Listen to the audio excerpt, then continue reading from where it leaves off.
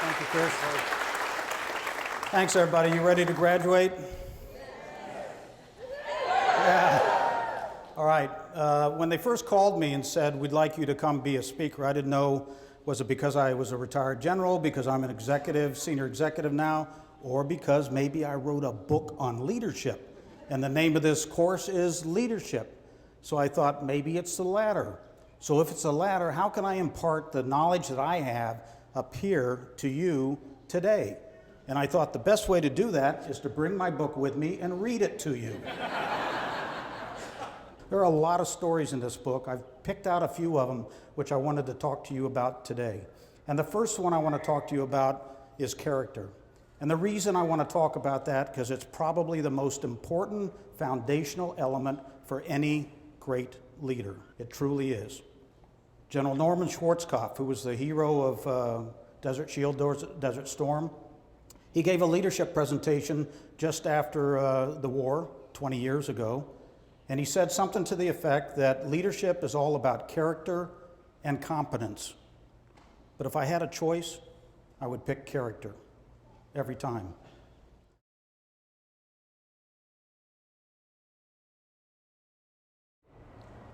Now here's a story where trust does matter. About 6-7 months later, I came out on the colonel's list and I came out on the brigade command list. And I thought I was going to go to an armor brigade because I was an armor officer. And I didn't. I got selected to command a base. And I remember thinking at the time, I don't know anything about base operations and I don't care to learn.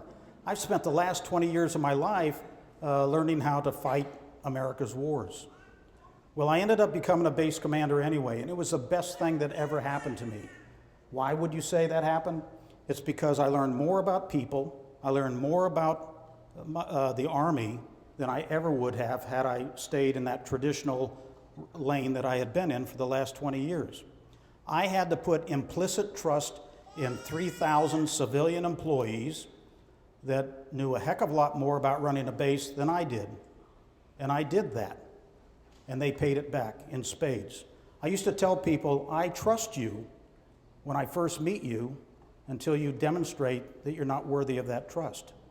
That puts a healthy kind of pressure on people, a healthy kind, because they don't want to disappoint the boss. I once worked for a 3-star general here in Hawaii, and he was a consummate gentleman. He was a wonderful, capable, very talented, brilliant man. Never raised his voice in anger. And a colonel came up to me one time and he said, "This is the hardest guy I have ever worked for." And quizzically I looked at him and said, "Why is that?" And he said, "Because I never wanted to disappoint him." That speaks volumes about leadership. When people want to get up in the morning and go to work because they want to please the organization and the people they work for, then they're being well led. Would you agree?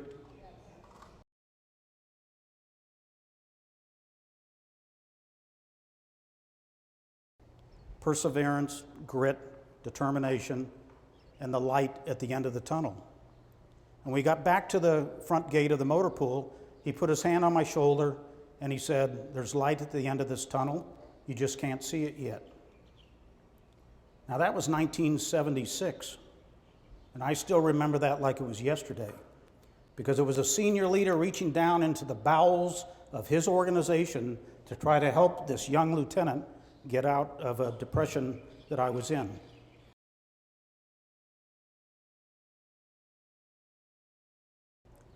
Leaving a legacy. I'm going to retire in 2.5 months, and I'm moving to South Carolina. And what I want to do with the rest of my life is to give back to the next generation the lessons that I've learned over 50 years, leadership and life lessons, kind of like I'm trying to do today.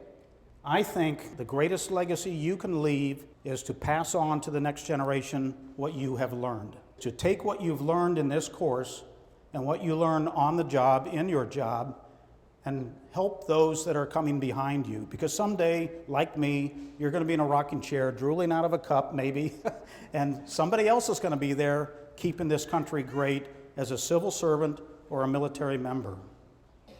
So let me end this talk with a story. How many of you have seen the movie Saving Private Ryan? Captain John Miller's in charge of this group that goes looking for Private Ryan. And he's got 8 or 9 soldiers that go with him, and they find their way through enemy lines all the way to a town and a bridge that Private Ryan is with.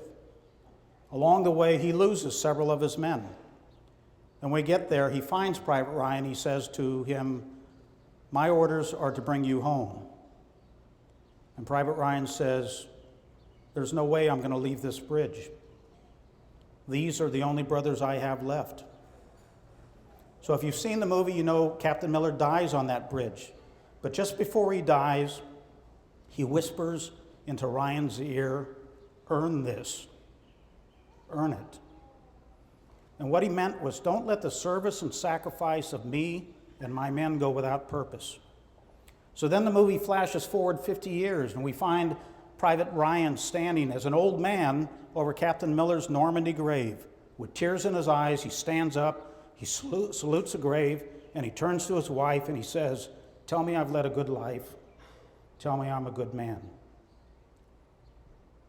Private Ryan led a purposeful life. Circumstances were very different, but not so much so. All of you need to lead a purposeful life.